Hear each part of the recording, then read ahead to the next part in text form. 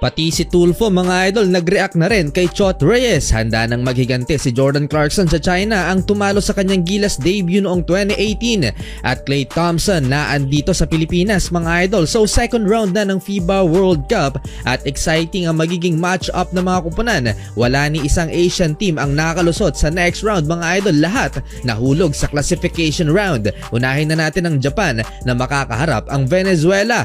Bokya ang team na to ngayon mga idol. Ang Venezuela hindi rin gaanong kalakasan. Sunod na makakaharap ng Japan ang Cape Verde na tinambakan ng Slovenia 92-77. Kung natalo ng mga Hapon ng Finland, paano pa kaya ang mga team na to? Lebanon versus Ivory Coast and Iran naman mga idol. Kayang-kaya rin natalunin ng Lebanon yan. Kung pinahirapan nila ang France, how much more ang dalawang team na to? Iran naman mga idol, isa sa kanilang makakalaban ay ang team ng France. Habang ang Jordan, Egypt at Mexico. Para sa Gilas Pilipinas naman, kailangan na manalo sa kanilang tour